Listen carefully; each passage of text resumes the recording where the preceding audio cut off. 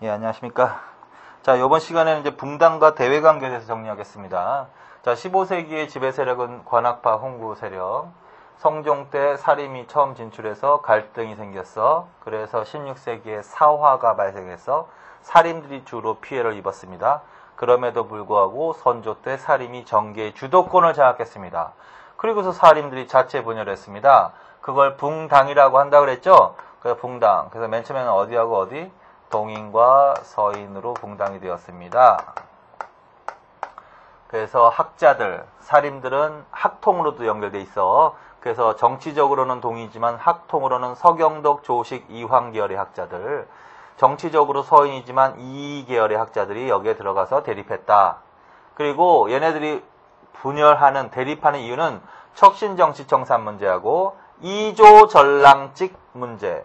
자, 그래서 이조전랑직을 중심으로 김효원을 지지하는 세력이 동인, 심의겸을 지지하는 세력이 서인, 척신정치청산의 적극적인 신진사림이 동인, 소극적인 기성사림이 서인, 이렇게 나눠졌죠.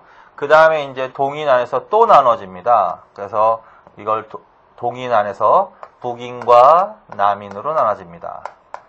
그리고 이 북인과 남인이 나누어지는 이유는 정여림 모반 사건하고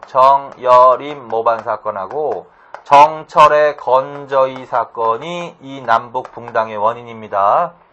그리고 북인이 주로 서경덕, 조식 계열의 학자들이 들어가 있다. 남인들은 주로 이황 계열의 학자들이 들어가 있다. 그리고 하나 더 알아두세요. 북인은 임진왜란 때 의병장을 배출하는 세력입니다. 그래서 선조 때 임진왜란이 일어난단 말이에요. 그래서 임진왜란을 계기로 북인들이 권력을 장악하기 시작한다. 그래서 광해군 때 북인이 권력을 잡습니다. 그리고 이제 광해군 때 주요 정책을 북인이 주도했다. 그런데 이제 광해군의 정책은요, 다른 사림으로부터 비판을 좀 받았거든? 근데 그 대표적인 게 중리배교야. 그래서 실리를 추구하는 중리배교가 다른 사림으로부터 비판을 조금 받았다. 그래서 뭐가 일어난다? 인조반정이 일어난다. 인조반정으로 북인은 몰락합니다. 그리고 인조반정을 주도했던 세력은 서인입니다. 서인이 주도한 인조반정. 그래서 서인은 이 계열의 학자들로 이루어져 있으며 인조반정을 주도하고 인조 때 이후에 정권을 주도한 세력입니다. 그리고 얘네들은 친명배금 정책으로 바꿉니다. 그래서 친명배금 정책. 그래서 인조 때 이후에는요, 북인은 이제 몰락한 상태에서 서인과 남인 간의 대립만 있는 거야. 그러다가 이제 서인과 남인 간의 현종 때 예송 논쟁이라는 게 일어나거든. 예송 논쟁이 일어납니다. 이거는 이제 누가 돌아가셨거든요, 왕실에서. 그래서 상복을 얼마나 입을 것인가, 그 기간에 관한 논쟁이야. 이걸 예송 논쟁이라고 합니다. 누구와 누구 간에 전개되었냐면 서인과 남인 간에. 그래서 1차 예송을 기해 예송이라고 했지, 2차 예송을 가빈 예송이라고 했지. 여기서는 이제 서인이 승리하고 가빈 예송에서는 남인이 승리합니다. 이렇게. 그래서 이때부터 이제 서인과 남인 간의 갈등이 조금 본격화되는 거예요. 그러다가 이제 숙종 때, 숙종 초에는 그래서 2차 예송에서 남인이 승리했기 때문에 숙종 초에는 남인이 정계를 주도하고 있었거든? 그러다가 이제 서인이 남인을 몰아내고 경신환국이라고 한다. 그걸 경신환국. 그래서 이거를 서인이 남인을 몰아내고 권력을 장악한 사건을 경신환국이라고 합니다.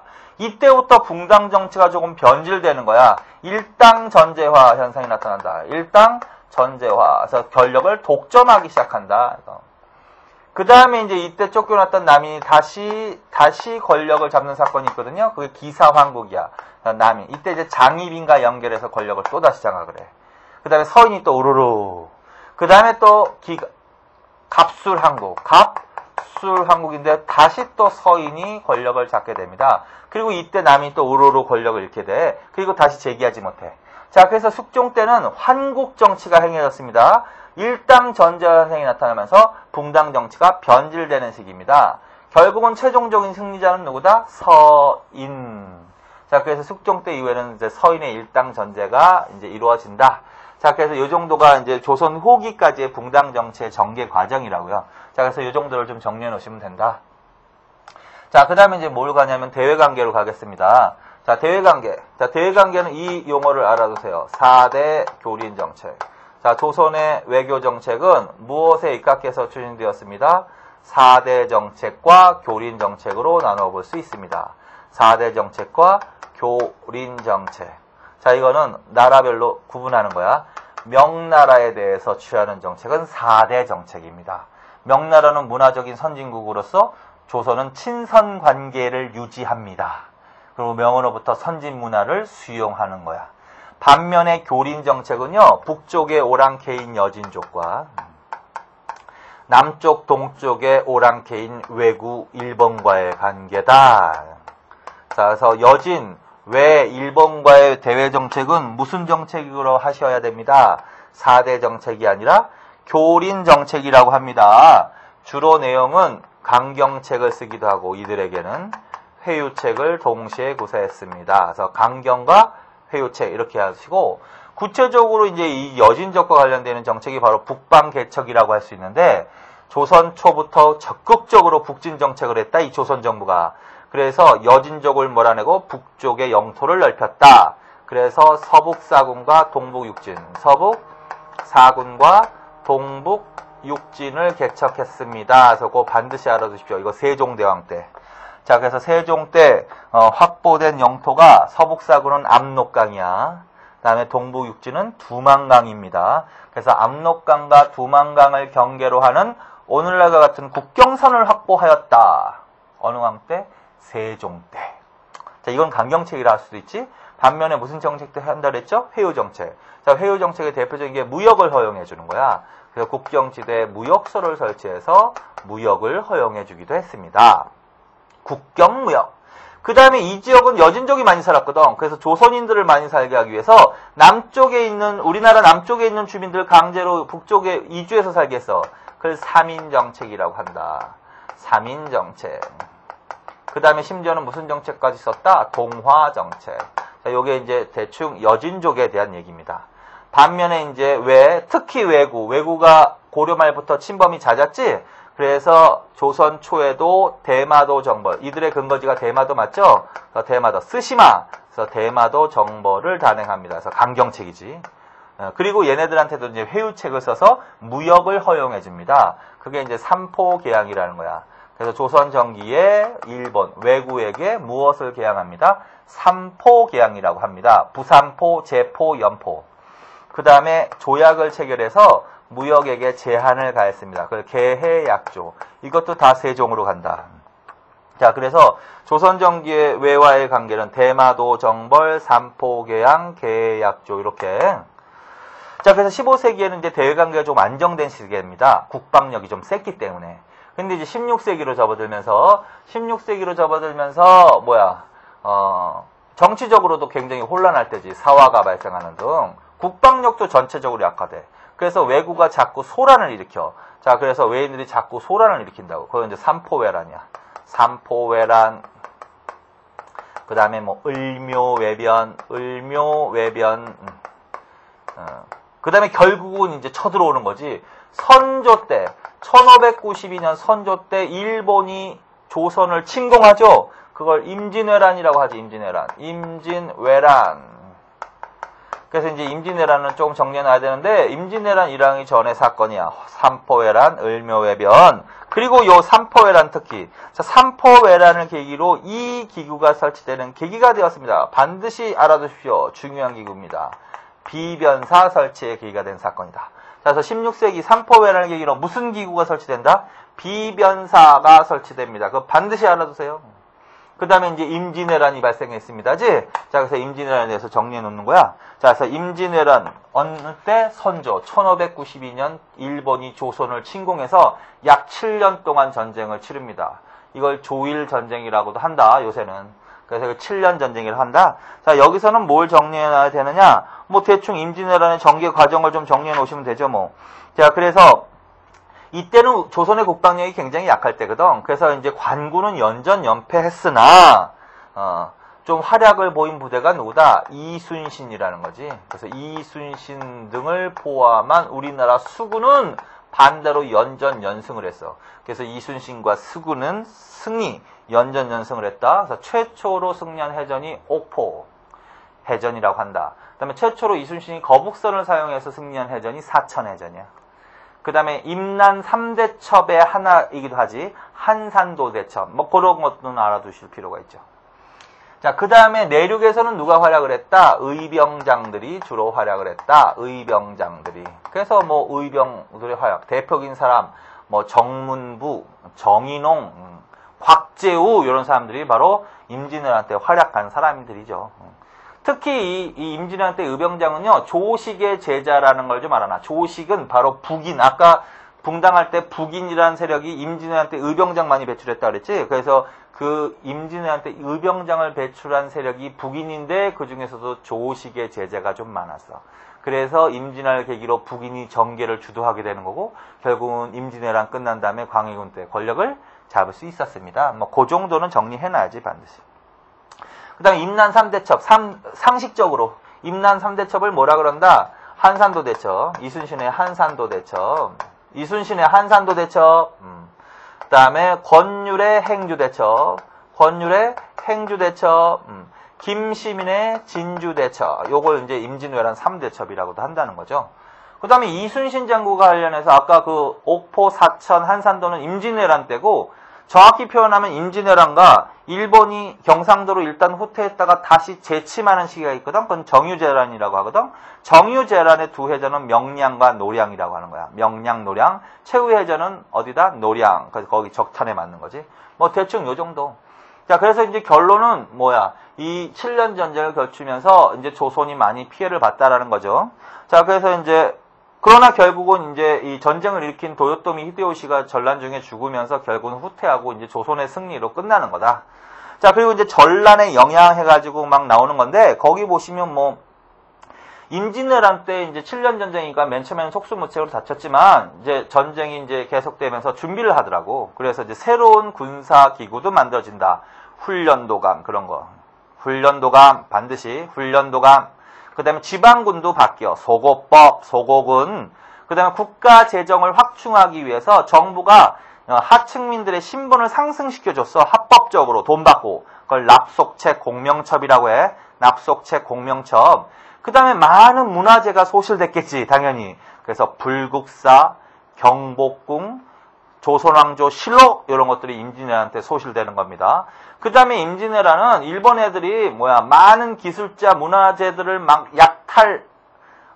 납치해 갔단 말이야. 그래서 임진왜란으로 일본 문화 발전에도 기여합니다. 그래서 가장 대표적으로 건너간 조선의 문화가 인쇄술 같은 거, 도자기 기술자, 도자기, 그 다음에 이황의 성리학 이런 것들이 임진왜란 때 일본에 전해져서 일본 문화 발달에 기여한다. 그런 거. 자, 그 다음에 이제 임진왜란은 대내적으로도 그렇지만 대외적으로도 좀 영향을 미쳐. 자, 이때 명나라가 도와줬는데 명나라하고 조선이 임진왜란으로 국력을 소모하는 바람에 그의 통제하에 있던 여진족이라는 민족이 있었는데 여진족이 성장하는 계기가 된 사건이야. 자, 그래서 임진왜란으로 대륙에서 여진족이 성장합니다. 이게 조선 후기 대외관계의 발단이 되는 거야. 자, 그거. 그 다음에 일본 성리학 등 문화 발전에 기여합니다. 뭐 아까 하셨죠? 자, 그래서 임진왜란 이렇게 정리해 놓으시면 돼. 자, 그래서 임진왜란이 끝나고 그 다음에 이제 광해군 때로 갑니다. 이제 조선 후기의 대외관계를 크게 보는 건데, 그래서 광해군 때는 여진족이 성장하는 때라고. 그래서 여진족이 나라를 세워 후금이라는 나라를 세워. 그리고 명을 마구마구 공격을 해. 그래서 이때 이제 현실은 후금은 아주 강한 나라고 명나라는 약화된 쓰러져가는 나라야. 근데 두 나라가 다투더라고. 근데 전통적으로 친선관계에 있는 나라는 누굽니다? 조선과 명이지. 그래서 명이 원군을 요청했다고. 그래서 이제 원군 요청에 명나라가 임진왜란 때도 도와줬기 때문에 당연히 명의 원군 요청에 응해야 되는 게 결국은 도리에 합당한 일이야. 그런데 이제 고민을 잠시 하는 거지, 광해군은. 뭐냐면 명을 도와주는 거는 괜찮은데 현실적으로 명은 약한 나라, 후금은 아주 강한 나라이기 때문에 후금과 끝까지 적대관계를 했다가는 나라가 망할 수도 있다는 거지. 그래서 결국은 일단은 파견을 합니다. 그래서 강홍립이라는 사람을 파견해. 강홍립이라는 사람을 책임자로 도원수로 삼아서 군대를 파견해서 명과 맨 처음에는 연합해서 후금과 싸우게 해. 그런데 아니나 다를까 그냥 처참하게 깨져버린단 말이야. 그런 다음에 이 강옥립은 후금과도 친교를 맺더라고. 자, 그래서 결론이야. 광해군 때는 명과 후금 사이에서 명의 원군 요청에도 응하고 후금과도 친교를 맺고, 그래서 그걸 무슨 외교라고 합니다. 중립 외교라고 합니다. 그래서 명과 후금 사이에서 등거리 중립 외교를 했습니다. 요거는 명분이나 의리나 도덕보다는 우리나라의 국가의 존망이 걸려있는 실리를 추구하는 외교 정책이었습니다. 그래서 실용적인 측면이 있었습니다. 근데 이 당시의 사림들은 성리학에 기억하고 있고, 성리학은 실리를 추구하는 학문이 절대 아니야. 의리나 도덕, 명분을 강조하는 학문이지. 그래서 이 후금과 친교를 맺은 이 중립외교를 마구마구 비판하는 거야. 사림들이. 명예에 대한 의리를 저버렸다고. 그래서 이게 바로 무엇의 원인이 된다? 인조 반정의 원인이 된다. 그래서 인조 반정이 구테타가 일어나게 된 배경이 여러 개가 있지만 그 중에 가장 직접적인 게 중립외교라고 볼 수 있고, 공부하셨죠? 누가 주도했다고? 서인. 북인은 몰락한다고. 그럼 서인은 무슨 외교 정책을 할 수밖에 없어? 당연히 이걸 비판했으니까 친명배금이 나와야 된다. 그래서 명과는 친하고 그 다음에 배척해야 된다. 누구는? 후금은 배척해야 된다. 그래서 이걸 친명배금이라고 한다. 이게 성리학에 적합한 방식이다.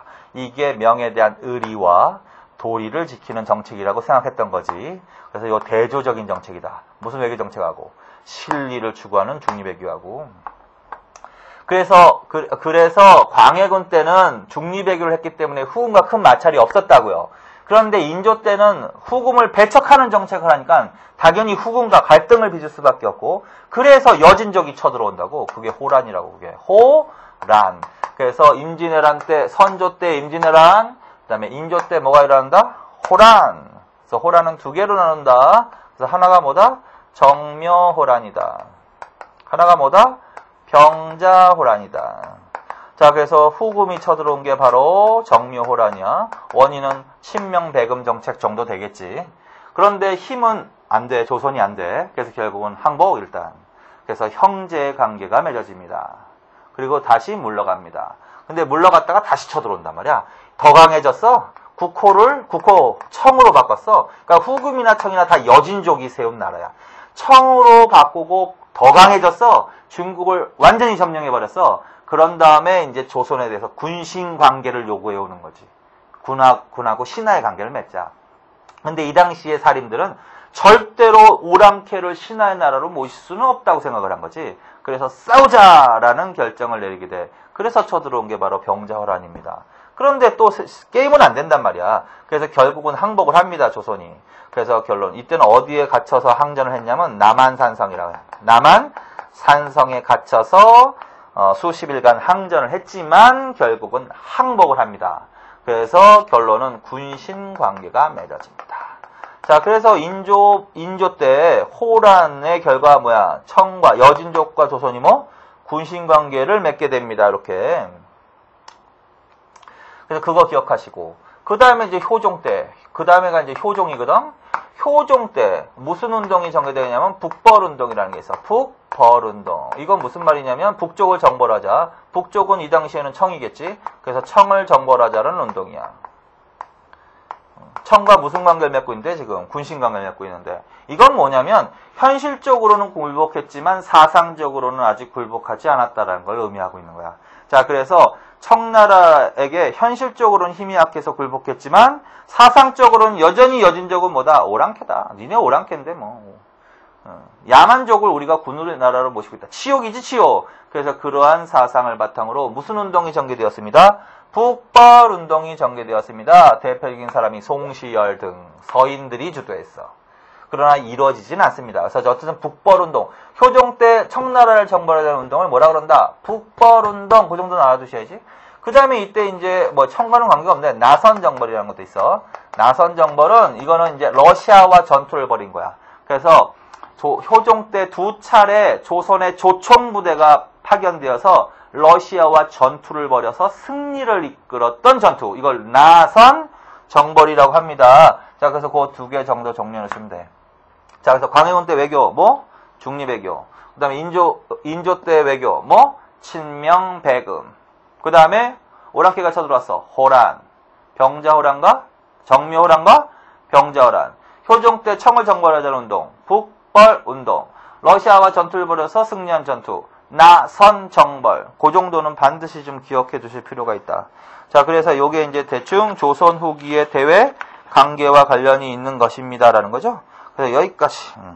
그래서 여기까지가 바로 이제 붕당 정치의 좀 전개 과정. 그 다음에 이제 조선 전기 대외 관계. 그 다음에 임진왜란 하나 정리해놓고 비변사 설치가 됐던 계기가 된 사건 삼포회란 거꾸로 비변사 설치 계기.